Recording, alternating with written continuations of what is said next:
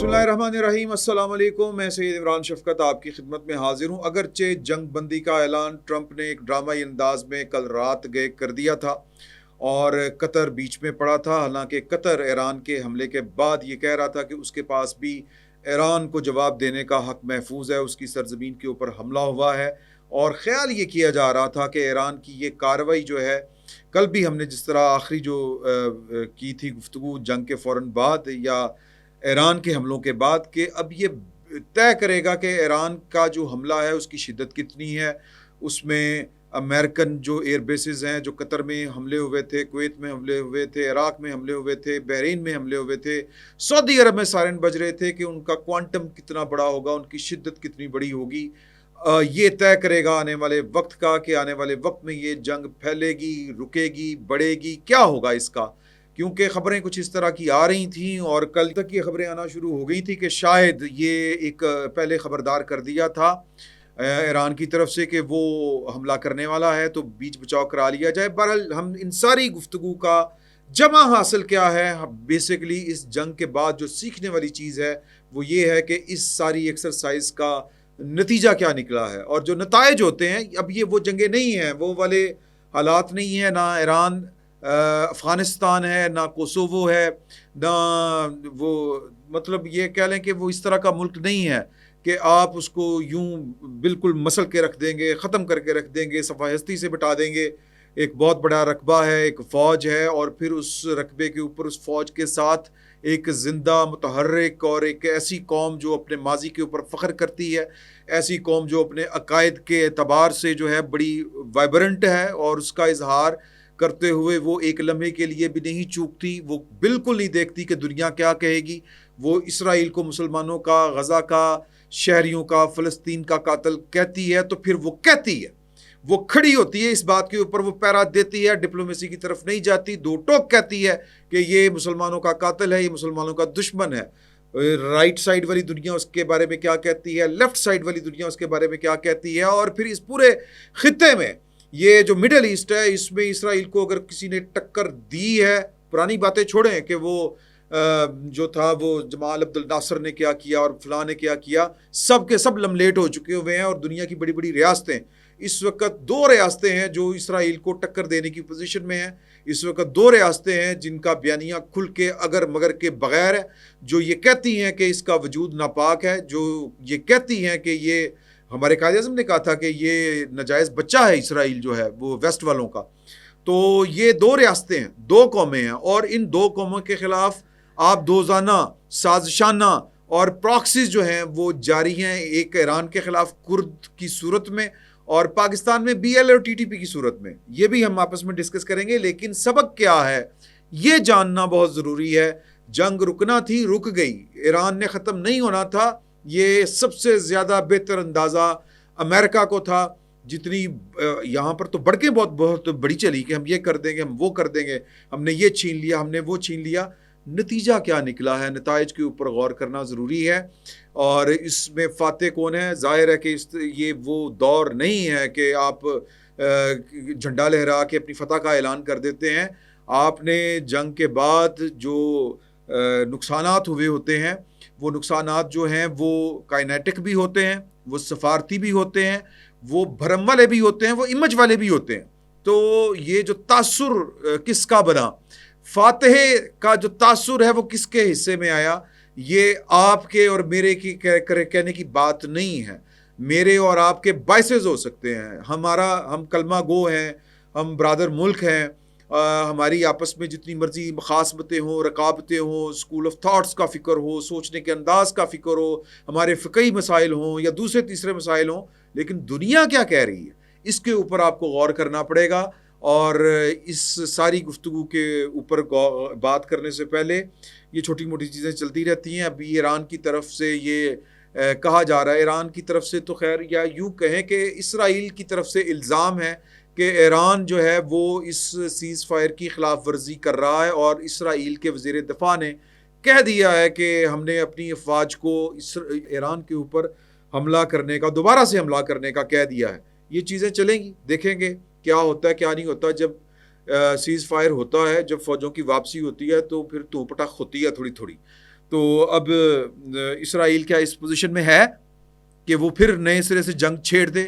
یہ ہم غور کریں گے، لیکن ان ساری باتوں سے پہلے مجھے اپنا اسکول کا دور یاد آ گیا، پرائمری اسکول کا جورا یاد آ گیا، منظور یاد آ گیا، اللہ تعالیٰ اس کو صحت دے، تندرستی دے، میرا بڑا عرصہ ہو گیا اس سے کوئی رابطہ نہیں ہے، لیکن جب پرائمری اسکول کی میں بات کر رہا ہوں آپ سے، جب ہم پہلی دوسری تیسری پانچویں تک جس اسکول میں پڑھے تھے وہ سرکاری اسکول تھا، لال اینٹوں والا، اور ٹاٹ کے اوپر بیٹھ کے ہم پڑھا کرتے تھے۔ منظور جو تھا وہ ذرا اس کے ساتھ جب تیم پٹاس ہوتی تھی اسٹوڈنٹس کی، میری بھی ہوتی تھی، کچھ اور دو کلاس فیلوز کی بھی ہوتی تھی، چھوٹے چھوٹے بچے، یار پانچویں تک بچے کیا انہوں نے تیم پٹاس کرنی ہے، لیکن ہوتی تھی۔ تو جو منظور عرف جورا جو ہے وہ چونکہ وہ محلے میں ہمارے اسکول تھا، وہ جناب یوں نکلتا تھا، دڑک لگاتا تھا، پتہ نہیں چلتا تھا کہ وہ کب اسکول سے کلاس سے غائب ہوا ہے، اور اچانک اس کی امی جو ہیں وہ برقعے میں لپٹی آتی تھیں، وہ ایک برقعہ ہوتا تھا چادر والا، یوں نقاب ہوتا تھا سر کے اوپر اور نیچے چادر ہوتی تھی، اور وہ آتی تھیں اور پھر پتہ چلتا تھا اس وقت جب وہ اسکول میں دھمکتی تھیں، اور ٹیچر ایک سائڈ تھے، جو اسٹوڈنٹس ہیں وہ بس جورے نے کہنا اینے مینوں ماریا، تو وہ جناب جو خالہ جان تھی ہماری، وہ پاؤں کے بل بیٹھ جاتی تھی، اور مطلب آپ سمجھیں کہ یوں لگتا تھا کہ آسمان جو ہے وہ جورے کے دشمن کے سر کے اوپر آ گرا ہے، اور وہ جناب وہ پٹاخ پٹاخ چپیڑیں لگاتی تھی، تینوں شرم نہیں آتی، تم مارنا ہے تو یہ ہے وہ ہے۔ اب نہ ٹیچر کچھ کہنے کے قابل رہتا تھا کہ خاتون تھی، اور پھر نہ خاتون کو کوئی بیٹے کی محبت میں وہ اتنی ماں کو، بچے تو اپنے اچھے لگتے ہیں لیکن وہ دوسرے کے بچوں کا بھی خیال کرنا چاہیے، لیکن وہ نہیں کرتی تھی۔ وہ جو ایک ممتا، ان کی ممتا باقیوں کے لیے نہیں تھی، وہ صرف منظور کے لیے تھی، اور وہ آتی تھیں نہ کوئی دید، نہ لحاظ، نہ کوئی اخلاق کا پاس، نہ ممتا کا لحاظ کہ یہ بھی کسی کے بچے ہیں، وہ پٹاخ پٹاخ وہ چپیڑیں پڑتی تھیں۔ نتیجہ کیا نکلتا تھا کہ 1 گھنٹہ سکون سے گزرتا تھا، پھر جناب پٹاخ پٹاخ شروع ہو جاتی تھی، ایک دن چلو گزرا، دوسرے دن پھر جورے کو جناب وہ چپیڑیں پڑ جاتی تھی، کبھی اس سے کبھی اس سے، وہ آتی تھی، یہ کچھ چلتا رہتا تھا۔ پھر ایک وقت وہ بھی آیا کہ جورے کی امی نے آنا چھوڑ دیا، سمجھ رہے ہیں نا؟ تو یہ مجھے جو کل والی جنگ ہے، یہ جو ختم ہوئی ہے ایران اسرائیل کی جنگ، اس میں مجھے اسرائیل جو ہے وہ جورا لگ رہا ہے، اور جو امریکہ ہے وہ جورے کی امی لگ رہی ہے۔ اس میں جو سبق ہے، جو لیسن ہے، جو چیز نتر کے پنجابی میں ہم کہتے ہیں، جو نکھر کے ریفائنڈ ہو کے سامنے آئی ہے، وہ یہ ہے کہ اسرائیل جتنی مرضی بڑھ کے مار لے، پدھا سا ملک ہے، جتنی مرضی وہ جناب لمبی لمبی چھوڑ لے۔ اب لمبی لمبی چھوڑنے کے پیچھے اس کے کیا ہے؟ ایران میں جو نقصانات ہوئے ہیں، جو آخری کاروائی ہوئی ہے، ایک اور ایٹمی سائنسدان ان کا جو ہے وہ شہید ہو گیا، اور جو وہاں پر جو حالانکہ وہ بڑی ریسٹرکٹڈ سی سوسائٹی ہے، لوگوں کا آنا جانا تھوڑا سا کم ہے وہاں پہ، لیکن اس کے باوجود خبریں آ رہی ہیں کہ فلاں جگہ کے اوپر اسرائیل کا میزائل گرا، فلاں جگہ پہ یہ ہوا۔ یہ آپ کو اسرائیل کی طرف سے اس طرح کی خبریں اس لیے نہیں آ رہی کہ وہاں پر انہوں نے اپنے جو فوجی رولز ہیں وہ پورے کے پورے انہوں نے لاگو کر دیے ہوئے ہیں، انفارمیشن آنی بند ہے۔ تو کیا کہ ان کے ہاں میڈیا کا کنٹرول ہے، نہ صرف اسرائیل کے اندر بلکہ جو ویسٹ پورے کا پورا ہے، بلکہ دنیا، کیونکہ ویسٹ اس وقت رول کر رہا ہے پوری دنیا کے اوپر، اس کی طاقت جو ہے وہ اقتدار میں ہے، یوں کہیں کہ اس کی طاقت کی حکمرانی قائم ہے سادہ الفاظ میں، اور اس کے پیچھے ویسٹ کی ساری طاقت کے پیچھے جو تنابیں ہیں وہ اسرائیل یا جوش لابی، جس کو جوش تو نہیں کہنا چاہیے، صہیونی لابی جو ہے وہ اس کے پاس ہے۔ یہ امریکی دانشور مر گئے چیخ چیخ کے کہ امریکی صدر بلیک میل ہوتا ہے سنڈیگیٹ کے ہاتھوں، جو سنڈیگیٹ یہودیوں کا ہے، اور وہ اوبے کرتا ہے، وہ رپورٹ کرتا ہے نتنیاہو کو یا اسرائیل کو، اسرائیل کی سرکار کو۔ تو انہوں نے ایک یہ نیریٹو کیا ہوتا ہے، یہ جو ہم کہتے ہیں آگاہی تو خیر نہیں اس کو کہنا چاہیے، یہ رائے عامہ کی جو تشکیل ہے وہ ویسٹ کے پاس ہے، اور ویسٹ کے میڈیا کے ہاتھ میں، اور میڈیا میں سارے کا سارا کنٹرول یہودیوں کا ہے، صہیونیوں کا ہے۔ تو لہٰذا انہوں نے یہ والا ایک تاثر پورا قائم کر دیا تھا کہ اسرائیل ناقابل شکست ہے، اسرائیل جو ہے وہ جس کی چاہے گا بینڈ بجا کے رکھ دے گا اسرائیل۔ اور پھر یہ مناظر دنیا نے دیکھے بھی، اور اسرائیلیوں نے خصوصاً جو یہودی ہیں ان کو وہ مناظر دیکھنے کی عادت نہیں تھی جو ایران نے ان کو دکھا دیے۔ تو اس میں بھرم سب سے پہلے گیا ہے اسرائیل کا، وہ بھرم کیا گیا ہے کہ اسرائیل کو ختم کرنے کے لیے، اسرائیل کو جو مت سیٹ ہوئی ہے نہیں، جو ایک نیا فنامنا سیٹ ہوا ہے، وہ یہ ہے کہ اسرائیل کا وجود ختم ہو سکتا ہے، اور اس کو ختم کرنے کے لیے کسی کا بہت تگڑا سپر پاور ہونا ضروری نہیں ہے۔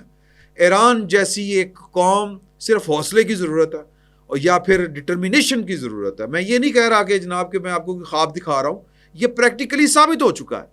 اگر ایران یہ جنگ لمبی تھوڑی سی کھینچ لیتا تو وہ اپنے مطلوبہ جو اہداف ہیں وہ اور زیادہ حاصل کر سکتا تھا۔ ابھی جو دنیا نے یا ایران نے جو ہدف حاصل کیا ہے وہ یہ ہے کہ اسرائیل کا بھرم ختم ہو کے رہ گیا، اور بھرم کیا تھا کہ یہ ناقابل شکست ہے، اس کو شکست دی جا سکتی ہے، اور کس طرح دی جا سکتی ہے؟ یعنی کہ فٹ پرنٹس اتارے بغیر، فوجوں کو زمینی فوجوں کے داخل کیے بغیر آپ اسرائیل کی اینٹ سے اینٹ بجا سکتے ہیں۔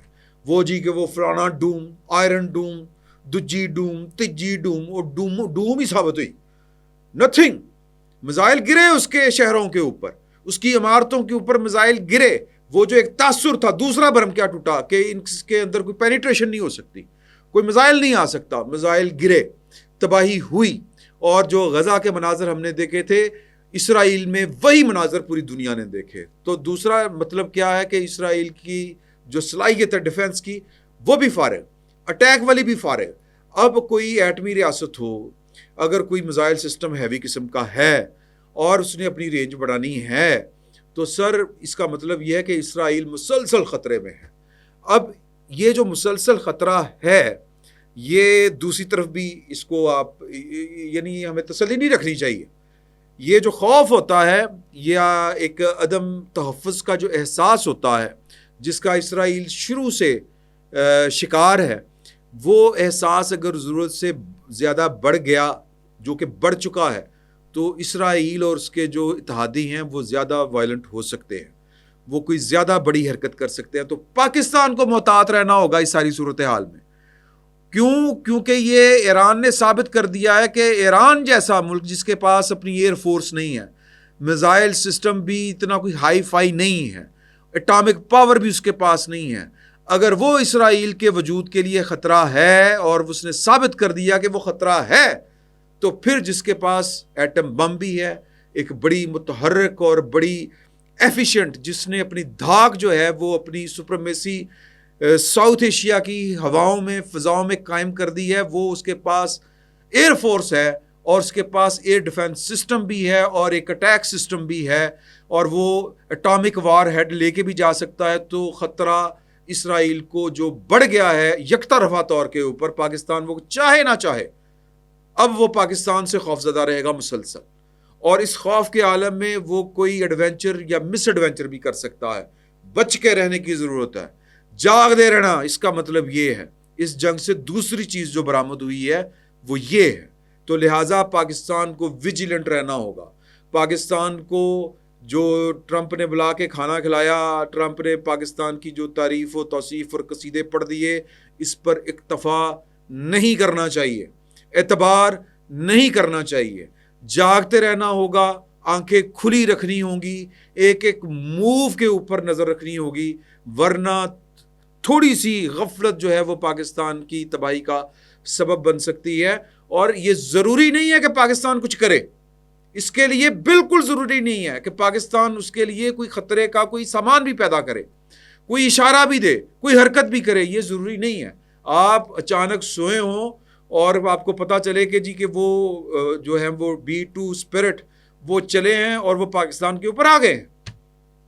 جاگتے رہنا ہوگا، سنبھل کے چلنا ہوگا، صف بندی تگڑی کرنی ہوگی، چین کے ساتھ معاملات زیادہ گہرے، زیادہ مضبوط بنانے ہوں گے، اور پھر زیادہ دفاعی تعاون جو ہے وہ کرنا پڑے گا۔ چین کے ساتھ ہماری دوستی اور رشتے کو مزید وسعت دینے کی ضرورت ہے، نئے اتحاد بنانے کی ضرورت ہے۔ تو یہ پاکستان کے لیے اس میں ایک بہرحال ایک اپرچونٹی بھی ہے اور ایک خطرے والی بات بھی ہے۔ تو ایک تو یہ والی بات ہو گئی۔ تیسری بات جو یہ ہے وہ یہ ہے کہ جورے دی امی امریکہ، جورا کون؟ اسرائیل، اور جورے دی امی کون؟ امریکہ۔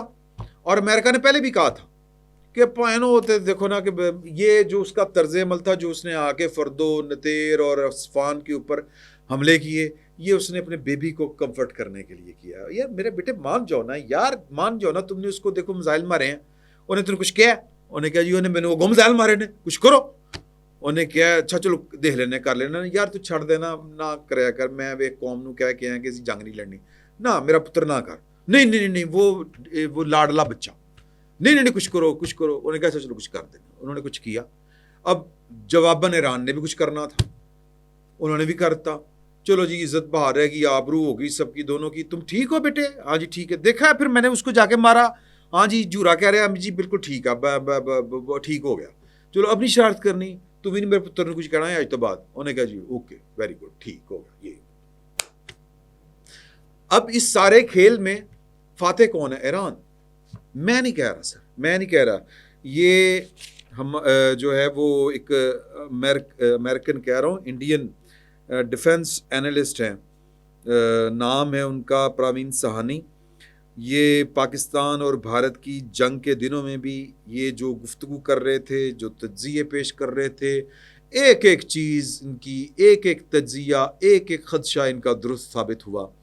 اور بہت ریشنل اپروچ کے ساتھ ریئلسٹک ہو کے یہ فیکٹس اور پیدا شدہ صورتحال کی بنیاد کے اوپر جو ہے وہ دفاعی تجزیہ نگاری کرتے ہیں.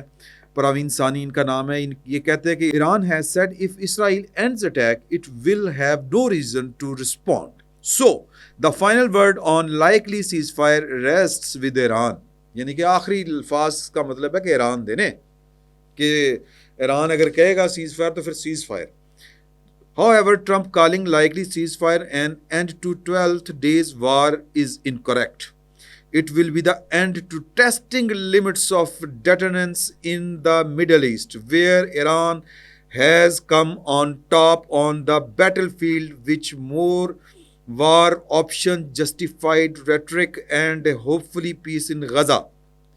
یعنی وہ اس میں کہہ رہے ہیں کہ اب یہ غزہ میں بھی امن والی بات وہ تلاش کریں، کیونکہ ڈیٹرنس جو ہے وہ ایک نیا وجود میں آ چکا ہے، اور وہ ایران نے ثابت کر دیا ہے کہ ڈیٹرنس جو ہے وہ اس کے پاس ہے، یعنی کہ طاقت ہے اس کے پاس.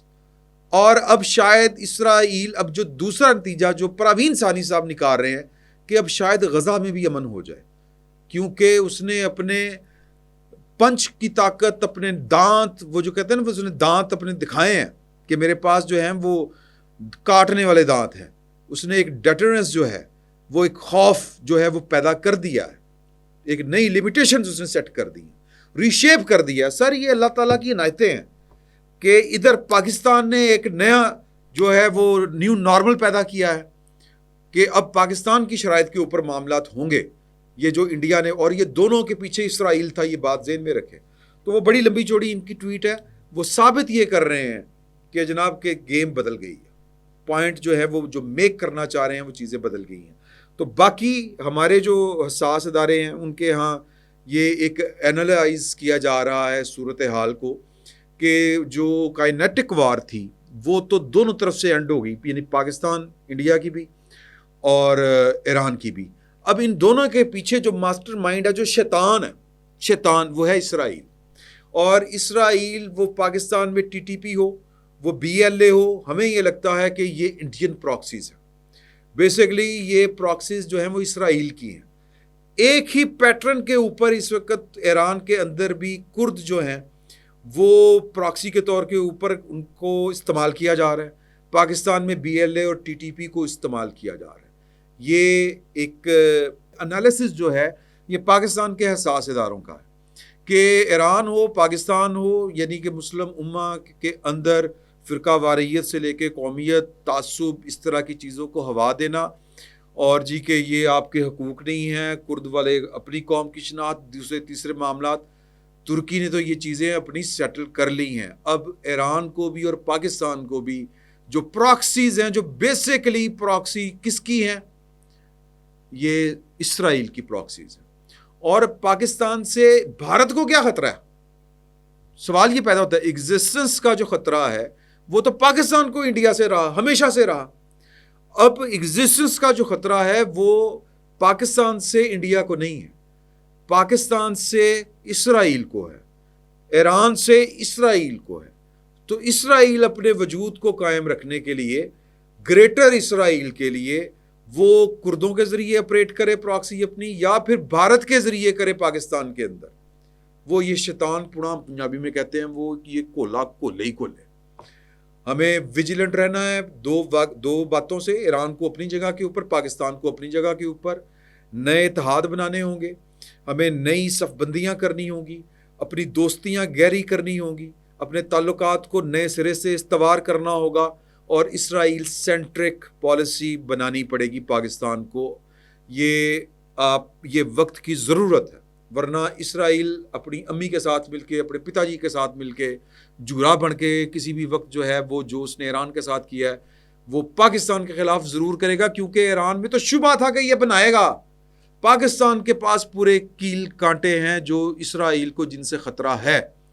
گریٹر اسرائیل کی راہ میں رکاوٹ اگر کوئی قوم، ملک، سلطنت ہے تو وہ پاکستان ہے۔ آپ اپنے منہ پہ جتنی جی چاہے چپیڑے کرا لیں، اپنے آپ کو جتنا چاہے کمزور، گھٹیا، غلیظ جو کہنا چاہے کہہ لیں، جتنا مرضی اپنے آپ کو تھرڈ ورلڈ کا ایک باشندہ قرار دینا چاہیں دے لیں، لیکن آپ جیسے بھی ہیں آپ اسرائیل کے لیے خطرہ ہیں، اور یہ خطرہ ہم نے ثابت نہیں کیا، یہ خطرہ اس کو محسوس ہوتا ہے، اپنے منہ سے وہ کہتا ہے۔ تو لہٰذا بچ کے چلنا پڑے گا پاکستان کے ذمہ داران کو، پاکستان کے فیصلہ سازوں کو، پالیسی میکرز کو، اب سوچ سمجھ کے، ویجیلنٹ رہ کے، کھلی آنکھیں رکھ کے یہ سب کچھ کرنا پڑے گا، ورنہ کسی بھی وقت کچھ بھی ہو سکتا ہے۔ اجازت دیجیے، اللہ حافظ۔